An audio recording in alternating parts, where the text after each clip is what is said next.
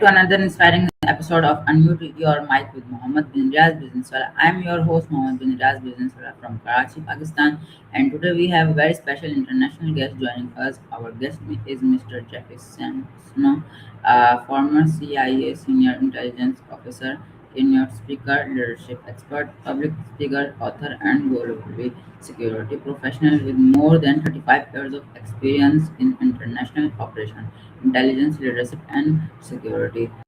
Mr. Jeff Snow has worked across South Asia, the Middle East, and many other regions around the world. He has also served in important intelligence and security roles supporting global operation and international cooperation. He is also the author of inspiring books, including for Humanity and Damascus City of Shadows, which become a finalist for Author of the Year 2026. In addition, his intelligence background, Mr. Jeffrey is a passionate about development, public speaking, coaching, and helping people grow personally and professionally. So, how are you, sir? Uh, what you are going to today?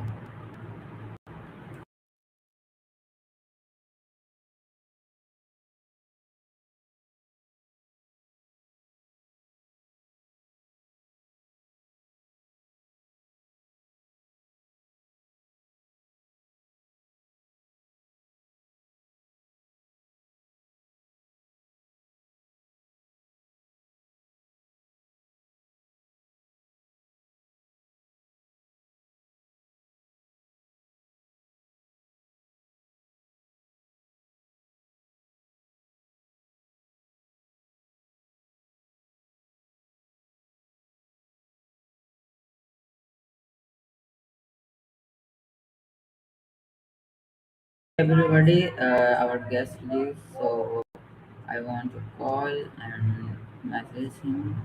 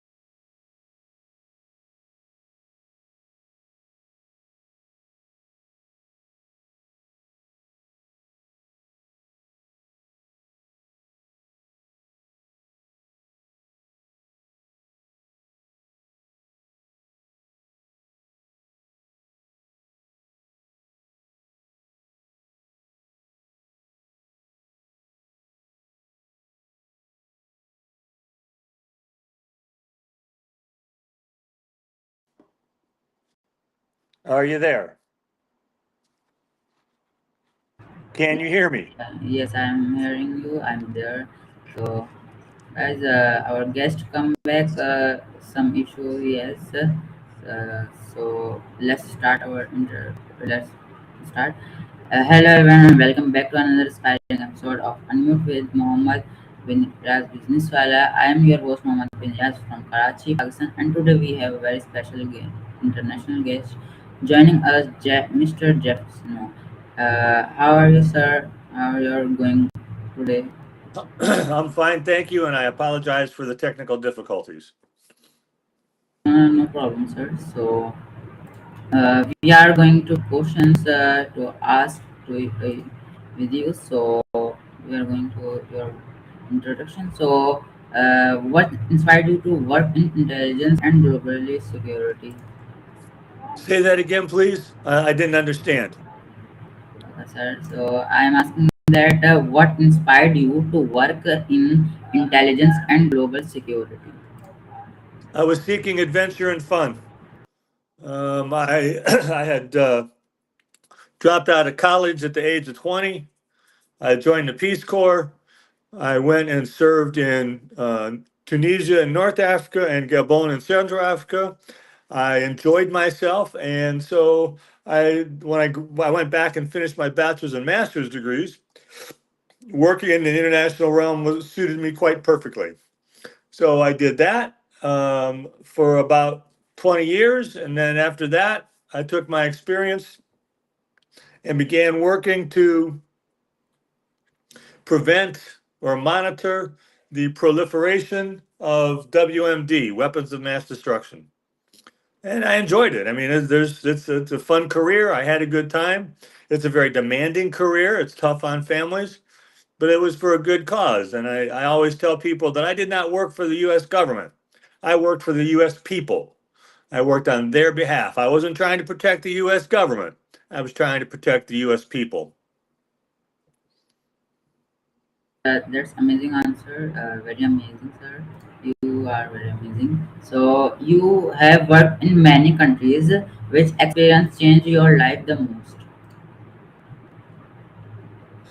Um, I've lived in 7 countries and visited or worked in 33. So every country you go to is going to add something. I was in Islamabad as head of security for the US company that was building the US embassy in Islamabad. And that was an experience. I mean, we were in the diplomatic area, but again, it was still Pakistan. I lived in New Delhi, again, very different and yet very similar in many ways. So, most countries have more in common than they realize. One of the things I've discovered is that every parent wants their child to be healthy and successful. And as long as we're working towards that goal, everybody will be working together. Yes, very amazing. You work in Islamabad, so amazing. Are you come to Karachi? Did I get to Karachi? I think I got to Karachi one time in some of the work that I was doing for a company that does irrigation and control systems. So I believe it was a long time ago, probably 1985, 89, 90, 1990 probably I was there. Oh, amazing. So okay. So now we are going to CIA and intelligence questions for you. So what was the biggest lesson you learned while working with CIA?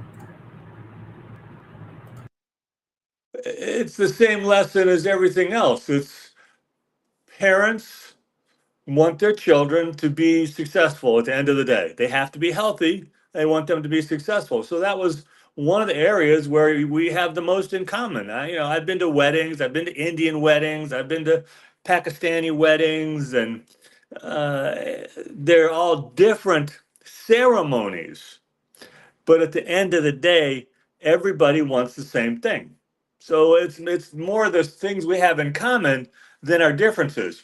Unfortunately, we do let our differences drive the agenda instead of letting our similarities drive the agenda.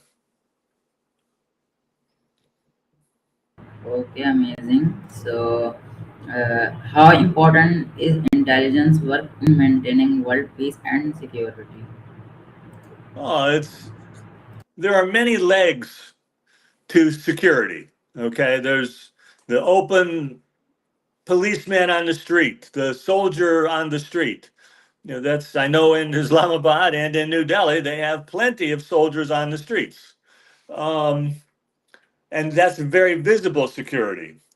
But at the same time, if you don't have the intelligence piece, then you're going to miss something. You know, we missed the signs for Pearl Harbor and December 7th in 1941. And almost, how many years ago? Is that 80 years ago? 85 years ago? We missed the signs that said there was going to be an attack. Because at the time, they equated the business of intelligence as reading other people's mail. And somebody, I forget who, you'll have to Google it, somebody said, gentlemen don't read other people's mail. I got news for you. We read everybody's mail. They can read my mail. And that's just the nature of the beast. And that's how they work to keep us safe. It's how I work to keep us safe because intelligence um, and collecting what is not obvious are critical components to maintaining peace.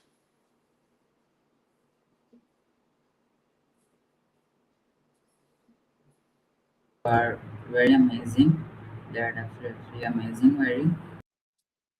So, uh, uh, without sharing classified details, can you tell us what qualities are most important for an intelligence officer? Tell you what? Yes, without sharing classified details, can you Yeah, tell us what qualities are most important for an intelligence officer? sure. That's easy. They're the same as any profession. First, you have to be educated. Bachelor's degree at a minimum, master's degree preferred. So stay in college, get your degrees. Um, a foreign language is good. In America, because English is spoken so widely around the world, we do not emphasize learning a foreign language at an early age like we should. If you wait until you're a college student to study French or Spanish or Greek or Arabic, it's going to be a harder path than if you start learning it when you're 2, 3, 4 years old. So, but we don't do that. Now, there are some bilingual families for sure, but that's a small minority. So, college education, foreign language, um, that's most of it. And then, of course, you have to have good ethics. Um, you have to be honest. As an intelligence officer, you can lie to everybody in the world except the CIA. You do not lie to them internally. You will be caught and you will be fired. So you have to be honest with the people that you're working with. Yeah, that's pretty much it, really. And then of course there's a willingness to travel, willingness to pay the price for an adventure, and that price frequently comes at the expense of families. You know, because you're traveling all the time, or you're traveling a lot, or what have you, and that carries that places a burden on the family. But I think that's it mostly. Again, there's nothing special about it. It's not like you're designing nuclear weapons. No, you're just trying to get people to give you secrets. And that takes personality. So you got to have education and discipline. That's incredible. That's very amazing. So, in your opinion, how can young people improve critical thinking and awareness? How can they improve critical thinking and what? How can how can they improve critical thinking and awareness? Well, Again, it comes down to discipline. It's real easy to come home from whatever, school, work, whatever, and turn on the TV and forget about the rest of the world. That's not very disciplined. And as you get older, you will find that there are plenty of things that still require your attention. For example, I worked overnight last night at the job I'm at, and I got up, made my breakfast. Now I need to go cut the grass in my yard because it still needs done. So you want to be able to balance those priorities, and make it effective for everybody. You have to be able to talk to people, strangers. I'm not saying you're a clown or you're a Hollywood movie star, but you have to be comfortable talking to people. And um, you would be surprised how many people in this world are not comfortable talking to people. It has become even more pronounced as a result of the internet. Because now I don't have to go outside of my house to talk to anybody. I can get on the internet and send an email or go onto whatever and chat. I can stay isolated and still pretend that I'm connecting with people because I do it over the internet. It's a false promise. You're not really connecting. So you still have to get out and do social activities, whether it's go to church and church functions or neighborhood functions or what have you. You still have to get out and be socially active in order to maintain your lifestyle. Did that answer your question? I think I went off on a tangent. Yes, that's true. Because we, like me, before this social media things, for me, I have friends in my street, but I have not international friends. So now you are my friend, and more foreigners are my friends. So this is amazing. Like I come to America or any country, so there were my friends. So I will meet with them, and that's very amazing. So okay, so we are going to Pakistani questions, related Pakistani questions. So you work in Pakistan in Islamabad that you told. How are your experience there? How was my experience where? Yes, In Islamabad? yes, sir. It was a good experience. Uh, I didn't have any issues. All my paperwork was in order. Um, my job was to help keep the construction workers safe, and some of them got stupid.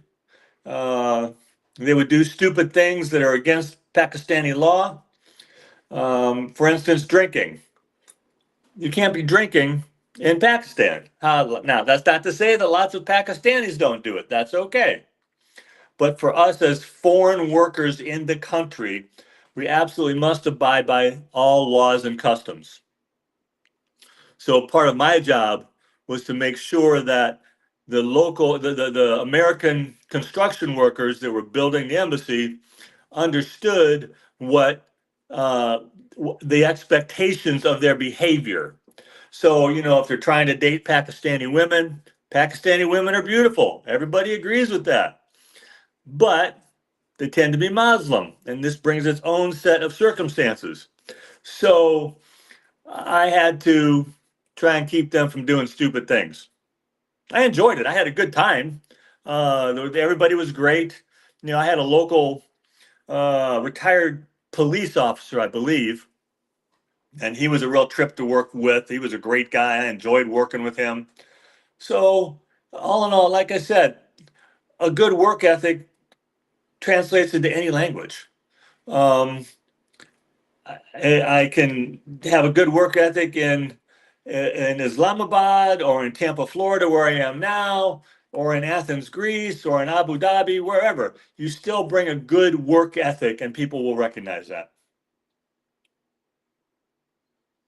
Yes, that's you are saying about the Pakistani workers. That's true. That some are stupid that they are making the building or anything. Our roof is very not much like uh, good. So you say very true. So What about your experience with that? What type you handle that type of stupid workers? Ask me that again, please. How you handle the that stupid workers to like we have in life we have so many stupid people and so I want Yeah. to. Well, we would meet the whole construction, the whole American construction crew, and I think the whole foreign construction crew, because I believe we had people from Turkey there also. Um, we met every morning at 5 o'clock in the morning for the daily brief. I was always part of that.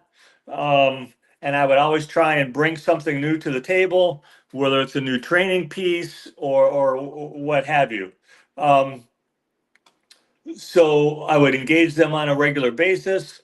So the last thing you want is them to feel surprised and have them say, "Oh, I didn't know I wasn't allowed to drink alcohol in public in Pakistan." Well, yeah, you did.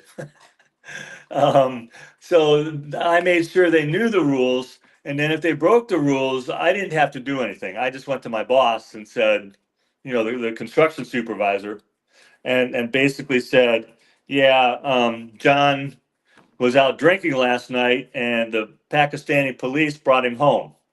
That's a bad thing. That person will be gone within 24 hours." Because we just don't put up with that. There's no reason to. So you have to exercise discipline, and it was my job to monitor that discipline and make sure they did so.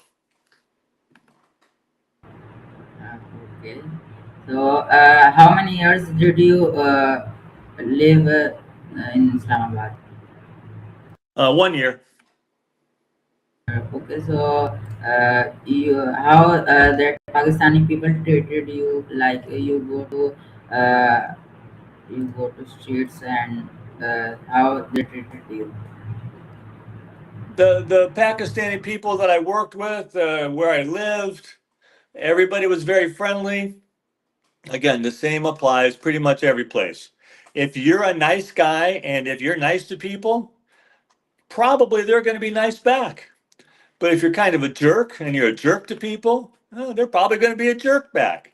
So, my objective always when I was overseas, wherever I was working, was to be nice to people. And being nice doesn't mean give them money. Being nice means when you come in the morning in the office, you say, "Good morning. Good morning. How are you this morning?" Just greet people in a friendly fashion. That's very disarming for many, many people when they see you come in and just say, "Good morning. How are you?" You express an interest in their well being. And, from there, the relationship can develop into a good working relationship. That's not to say you have to be perfect every day. Some people have bad days, and that happens. But by and large, if you mind your manners and are polite, most people will be polite back. And then you build a relationship. This certainly applies to the marketplace when you went to the outdoor market, the food market, whatever you were going to. You start going to the same place every time. You go there every Saturday, for example, and where you buy eggs. Again, just as an example. Every morning you go, he sees you coming back to him. And you come up to him and say, "Good morning, Mohammed," or whatever his name may be. "Good morning, how are you today? Could I have a dozen eggs, please?" And they'll give you a good dozen eggs. But if you're kind of not polite or kind of a jerk, you're getting eggs, but you may not get the best eggs. You may get the ones that have been sitting outside for a couple of days or weeks. So it all comes to how an individual interacts with other people. And this sounds kind of trite, but if we could learn to treat each other with more respect and friendliness, then we would, in fact, be a better world. That's absolutely true. So do you think Pakistani has talented youth with leadership potential? Ask me that again, please. Yes, that. Do you think Pakistani has talented youth with leadership potential? The Pakistanis all treated me very well. They knew what my job was. I don't think I had a driver. I think I drove there. I'm pretty sure I drove on my own, and I had a company car I could use. So I'm sure you know that driving in Islamabad is a challenge in and of itself. Um, but again, you learn how to get around, and one of the rules of safe driving is you always yield the right of way. If you get out of the way, you won't get hit. But if you try and take the right of way, you're going to have issues. So the whole concept is to learn how to be nice and be nice to other people, and they will almost always be nice back. Again, not every day, not every person, but most of the time, you'll have a good relationship and a good day. Okay, so we are going to your leadership and motivation questions. So you are known for leadership and public speaking. What makes a greater leader?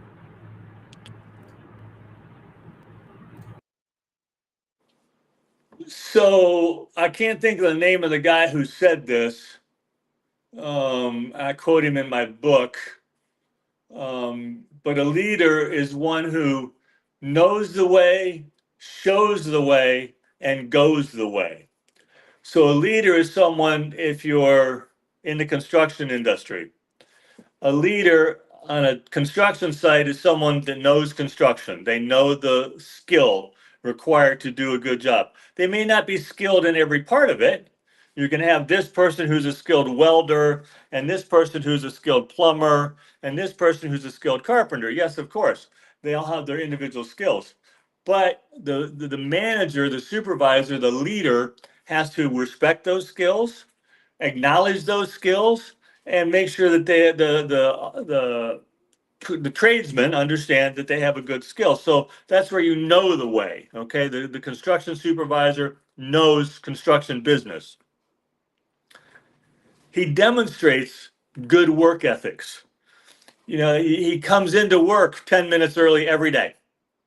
I've always been early to work. That's just one of those things about growing up on a farm. You know, you get there early. So, you know, you demonstrate that. So knows the way. You show up on time, you do a good your job, you do well. My specific skill, I do well. So that's where the good leader knows the way, excuse me, goes the way and shows the way so that the other people understand where he's coming from as a leader. So that I would encourage you to note that down and have your fellow students understand that that's what leadership's about. Knowing the way, showing the way, and going the way. Because you're demonstrating all the skills that I expect you to have. If I expect every construction worker to be on time or 10 minutes early, then guess what? I need to be there 20 minutes early. I need to role model what I want them to do. So that's how you show the way, you go the way, you know the way. And that's a very fundamental leadership philosophy. That's a perfect and powerful line that you say. That's amazing, very. So okay, so we are going to your author and book questions. So, what inspired you to write a humanite for humanity? Well, that is largely my life story where I came from an unhappy childhood, parents were divorced, blah, blah, blah. But I had to demonstrate and put into practice good work ethics. So that's where I learned as a leader that that's how you do it. You show the way. So more than anything else, a leader is a role model. Yes, you are that very true. So, you are saying very true. So, we are going to a technology and security questions. So, cybersecurity is growing rapidly. What dangers should young people be aware of online? Let me go back to your previous question because you asked me about human for humanity. I don't think I gave you the good answer, a complete answer. I just realized I forgot something. So the other thing about my book, and the reason I wrote Human for Humanity, um, is um, people need to understand the world. Americans don't understand the world. They can't find Islamabad on a map.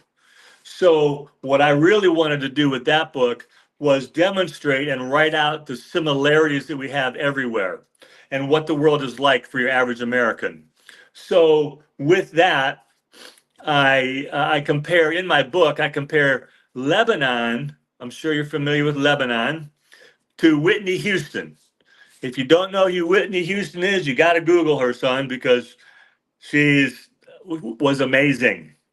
When she came on stage, when I was a little bit older than you are, she was phenomenal. She was beautiful. She had a voice. She could sing. She came from a church choir background. So just an amazing, amazing person. Now go to Lebanon, specifically Beirut. Beirut had so many foreign influences, it was very cosmopolitan. It took the best of the Pakistanis who lived there. It took the best of the Turks that lived there. It took the best of the Israelis that lived there. It took the best of the North Africans that lived there. So it tended to take the best of everything. And it was a fascinating and wonderful place. Again, just like Whitney Houston when she came out. She was gorgeous, beautiful, could sing, could dance. Beirut was the same way. Now, are you familiar with what happened to Whitney Houston? She died of a drug overdose. She took drugs, got in a bathtub, and passed out and drowned in her own bathtub. And that's a tragedy. Likewise, Lebanon is facing many of the same tragedies, and they have since about 1985, um, where um, they've been fighting wars with Hamas, with Hezbollah, with Israelis, with us. They attacked our embassy. I mean, there's been so much violence going on there. I'm hopeful that with the new president in Syria, whether you like him or not, that's not the issue, but I'm hoping he can help bring some stability to that area. I'm hoping that with the influence of the Israelis that they can bring peace to that area. So I hope it ends better in the long run than it did for Whitney Houston. Does that make sense? Does that make sense why I wrote that book?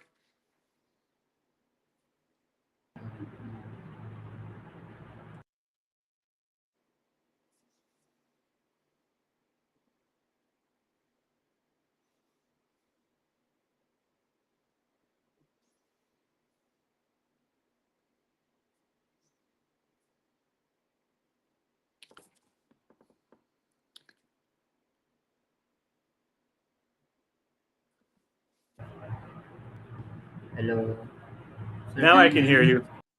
Now I can hear you. Yes. Okay. That's you are telling us about. That's very sad. So, is your answer complete, sir?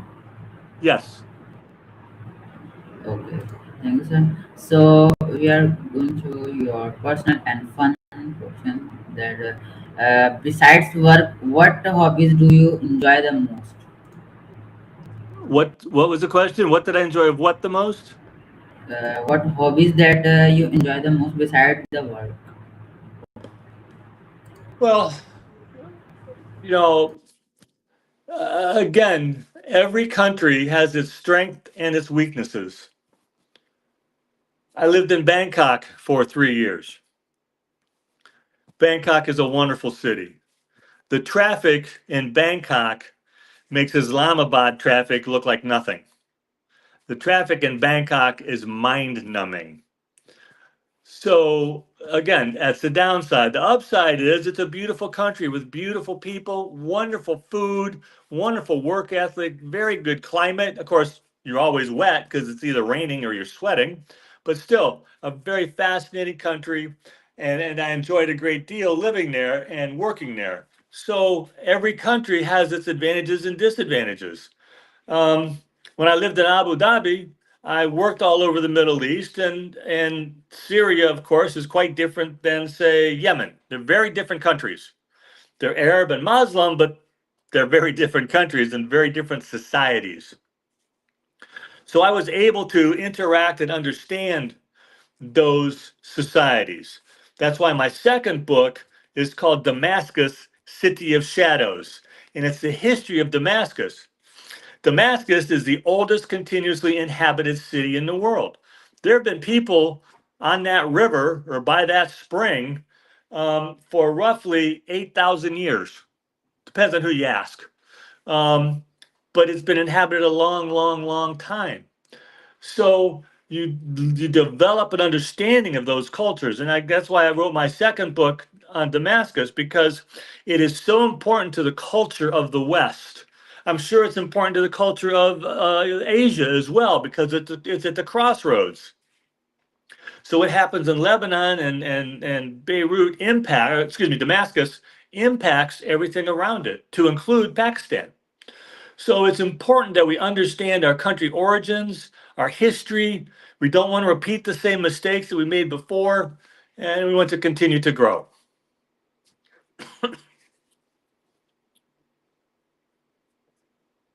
Yes, that's true. You told it obviously amazing. So we are closing to our interview because it's what 40-minute interview and this is 36 minutes here. So in last we want an advice from you. So what message would you like to give to the youth of Pakistan? What we discussed: stay in school, get as much of an education as you can. And I know that sometimes it's hard, college is expensive, but there are many ways that they can get it paid for, whether it's by joining the military, by working part time. I mean, there's lots and lots of options out there to pay for college. And yes, I know it's expensive, but you want to get as much education as you can. That way, when you're 22, 23, 25 years old, you're done with the education, you're smart enough to know where things are, then you can start adding life experiences to that. And that will help you develop into a great businessman or a great doctor or a great leader, whatever the preference may be. So thank you, sir. That's amazing time with you. So uh, it's an amazing and inspiring conversation this has been. So here, thank you, sir, for you. So everyone, Allah Hafiz, sir, and Sir Jefferson, Allah Hafiz.